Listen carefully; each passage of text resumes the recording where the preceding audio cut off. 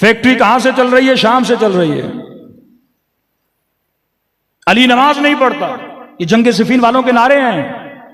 علی ابن ابی طالب عثمان کا قاتل ہے، یہ جنگ صفین کے نعرے ہیں۔ حالانکہ ہمارے علماء کی تحقیق ہے کہ عثمان کے قتل میں بھی یہ بنو مروان شامل تھے۔ اب مصر کے لوگ آئے جن کا اختلاف تھا جناب عثمان سے، کس قدر مظلومیت امیر المومنین کہ نہج البلاغہ مولا فرماتے ہیں میں نے اتنی حمایت کی عثمان کی، اتنی حمایت کی کہ امت میں خلیفہ کشی کی رسم نہ چلے، لیکن مجھے ہی کہا جا رہا تھا کہ علی نے عثمان کو مارا ہے۔ آپ سمجھیے کچھ لوگ پروٹیسٹ کرنے آئے ہیں، امیر المومنین ان سے مذاکرات کر رہے ہیں کہ میں تمہاری باتیں کروں گا عثمان سے، معاملے کو حل کرتے ہیں۔ کہتے معاملہ حل ہو گیا۔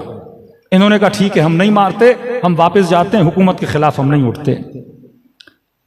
اتنے میں اب تاریخ کہتے ہیں کسی شخص نے اس بیچ میں بولا یہ اونٹ حکومت کا اونٹ جا رہا ہے۔ اب یہ بندہ کون ہے پتہ نہیں، بیچ میں اونٹ کہاں سے آیا پتہ نہیں۔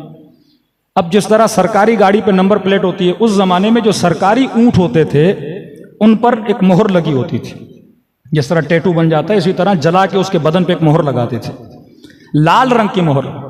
جیسے مہر دیکھی انہوں نے کہا حکومت کا اونٹ جا رہا ہے۔ سب نے کہا روکو روکو، چیکنگ کرو اس میں کیا ہے۔ جیسے کبھی آپ مذاکرات کر رہے ہو، کوئی حکومت کی پارٹی کا جاسوس آپ کے اندر آ جائے تو فوراً کہتے سے روکو، اس کی تلاشی کرو، کوئی ڈیوائس نہ ہو، کوئی ریکارڈر نہ ہو، ہماری باتوں کو ریکارڈ کر رہا ہے۔ انہوں نے کہا اونٹ کی تلاشی لو، سارے اونٹ کی تلاشی لی، کچھ بھی نہیں ملا۔ پھر یہی بندہ جس نے کہا یہ سرکاری اونٹ ہے، پھر یہی بولتا ہے کہ اس اونٹ کے اوپر مٹکا بھی اسے چیک کرو۔ اس نے مٹکا کا وزن ہے، مٹکے میں لگتا ہے پانی ہے، کہا نہیں اسے کھولو خالی کرو شاید پانی نہ ہو۔ اب اسے کیسے پتا؟ علم غیب آ رہا ہے اس میں۔ کہ جب کھولا تو پانی نہیں تھا، مٹی تھی۔ کہ مٹکے کو خالی کرو، دیکھو مٹی کے اندر کیا ہے۔ انہوں نے مٹکے کو خالی کیا، مٹی کے اندر ایک کاغذ کا ٹکڑا تھا۔ اس کاغذ کے ٹکڑے پہ کچھ لکھا تھا اور نیچے جناب عثمان کی مہر لگی تھی۔ خط عثمان کی نہیں تھی، مہر حکومتی عثمان، اسٹیمپ حکومت کا تھا۔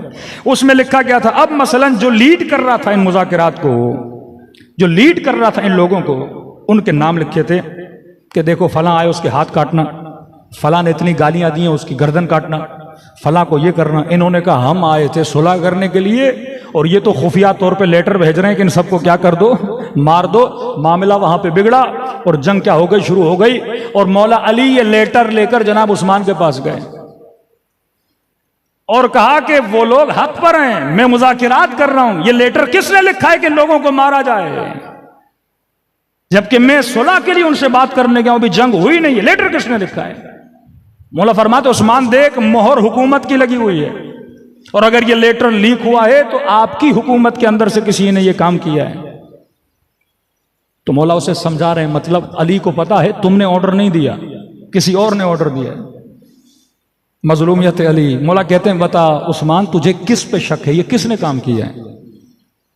عثمان کہتے علی مجھے تجھ پہ شک ہے۔ اس وقت امیر المومنین فرماتے ہیں میں نے تمہارا فیصلہ اور اپنا فیصلہ قیامت کے دن پہ چھوڑ دیا۔ مولا علی مذاکرات سے نکل کے جاتے ہیں، پھر وہ اٹیک ہوتا ہے اور خلیفہ مسلمین کو کیا کیا جاتا ہے؟ قتل کیا جاتا ہے۔